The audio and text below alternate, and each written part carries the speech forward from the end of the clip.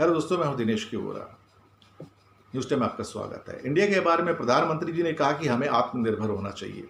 बड़ी अच्छी बात है जी, आत्मनिर्भर सबको होना चाहिए, सेल्फ डिपेंडेंट तो होना चाहिए, सेल्फ रिलायंट होना चाहिए। और जोश में आके हमारे सशस्त्र पुलिस बलों की कैंटीन, वहाँ पे करीब 2800 करोड़ का चीज़ें बिकती हैं। उन्होंने जोश में आके कहा कि हम तो आज के बाद अपनी कैंटीन में जो हमारे 10 लाख लोग वो और बाकी उनके ऊपर 50 लाख जो डिपेंडेंट हैं, 60 लाख लोग जो उस कैंटीन पर डिपेंड करते हैं, वहाँ से जाके चीज़ें लेके जाते हैं, वहाँ पे हम कोई विदेशी चीज़ नहीं रखेंगे। वाह क्या बात है।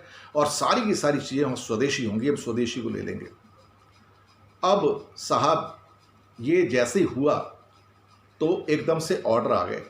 ऑर्डर एक लिस्ट बनाई गई, बताइए कौन कौन सी चीज़ें मेड इन इंडिया हैं, सिर्फ वही रखी जाएंगी। तो 1026 चीज़ों की लिस्ट बना ली गई। कितनी? 1026 कि ये चीज़ें इंपोर्ट होती हैं, इनको यहाँ पे नहीं रखा जाएगा, इनको नहीं बेचा जाएगा। ये ऑर्डर 29 मई को जारी हो गया, यानी कि आज से 3-4 दिन पहले। अब जब ये चीज़ें वहाँ देखी गई तो पता लग रहा है कि पूरी कैंटीन ही खाली हो गई। ये 1026 वस्तुएं वहाँ से क्या हटी, तो वहाँ तो शेल्फ पे कुछ बचा ही नहीं वहाँ पे। अब उनको हुई हैरानी कि भाई ये क्या हो गया।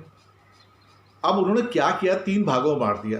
वो प्रोडक्ट जो पूर्णतः स्वदेशी है, इंडिया में है, इंडिया में रॉ मटेरियल इंडिया में बना। दूसरा जिसका रॉ मटेरियल बाहर से आया लेकिन उसको देश में तैयार किया गया। और तीसरा जो पूरा आयात किया गया, यानी कि इम्पोर्ट किया गया। तो उन्होंने ये कहा कि जो हमारे यहाँ जो कैटेगरी 1 जो कि पूर्णतः इंडिया में है और जो कच्चा माल बाहर से आया और इंडिया बना, वो उसकी बिक्री होगी। पार्ट 3 जो है, जो पूरा इम्पोर्टेड है, वो बाहर से नहीं आएगा। अरे साहब, जैसे ही ये आया और ये आदेश लागू हुआ तो पूरे के पूरे शेल्फ ही खाली हो गए, वहां तो कोई बचा ही नहीं। अब इन्होंने कहा कि ये क्या कर दिया हमने, ये तो बड़ा चक्कर हो गया। 50 से 60 लाख लोग उसमें खरीदने वाले, तो पूरी की पूरी शेल्फ खाली हो गई। ये आज के पेपर में मेन न्यूज़ है। कैंटीन में अभी तक जो सामान बिक रहा था, सारी चीज़ें ऐसी हैं जिनका बाहर से संबंध है, मैं आपको बताऊं, या बाहरी कंपनी से संबंध है। अब ये हालात होने के बाद तो जो उनके वहाँ पे एडमिनिस्ट्रेटर थे वो सारे शॉक में आ गए। उन्होंने कहा ये क्या हो गया, यहाँ तो कुछ बचा ही नहीं। तो इससे एक बात बड़ी क्लियर हो गई कि इंडिया के अंदर दरअसल इंडिपेंडेंटली स्वदेशी रूप से कुछ बनता ही नहीं है। हो सकता है 10% बनता हो, 20% बनता हो, 80% तो नहीं बनता। आप एक टेबल फैन ले लो, सीलिंग फैन ले लो, एक मिक्सर ले लो, सर जो स्क्रू ड्राइवर्स हैं, पेचकस इसको कहते हैं हिंदी में, वो भी चाइना मेड है सारे के सारे। तो हमारे यहाँ तो कुछ बचेगा ही नहीं। अगर हमने ये कहा कि हमने तो सारी चीज़ें विदेशी रखनी है तो सब बाहर हो जाएंगी। अब उसके बाद इनके हाथ पैर खुल गए। तो उन्होंने कहा कि अब एक काम करते हैं, हमने ऑर्डर वापस लेते हैं।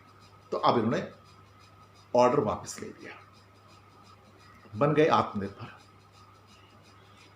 ये कभी कभी इमोशनल होके ना कुछ लोग या कुछ हमारी इंस्टीट्यूशंस, ऑर्गेनाइजेशंस ऐसे डिसीजंस ले लेती हैं जिनका शायद हकीकत से कोई वास्ता नहीं है। एक तरफ हम कहते हैं कि हम ग्लोबल विलेज हैं और हमारी सारी इकोनॉमीज इंटीग्रेटेड हैं, और दूसरी तरफ हम ये कहते हैं कि हमें बाहर की कोई चीज़ नहीं लेनी। तो दरअसल अपने पैरों पे कुल्हाड़ी तो हम खुद मार रहे हैं ना। तो हमसे बड़ा बेवकूफ़ कौन है, आप बताइए मुझे। अब साहब वो उस पर रोक लग गई। ये जो आदेश था कि बाहर की चीज़ें नहीं बिकेंगी, क्योंकि उनको निकाल दो तो अंदर कैंटीन में कुछ है ही नहीं बेचने के लिए, यानी कि शोरूम्स के अंदर बेचने वाला कुछ भी नहीं है साहब। आप कुछ भी नहीं खरीद पाएंगे वहाँ पे, खाली हवा है वहाँ पे, मज़े लीजिए। इसे कहते हैं विनाश काले विपरीत बुद्धि। ये कहावत है, विनाश काले विपरीत बुद्धि, ये कहावत है। ये यहाँ पे बिल्कुल परफेक्ट लागू होती है। ये हालात है साहब। फैसला आपका।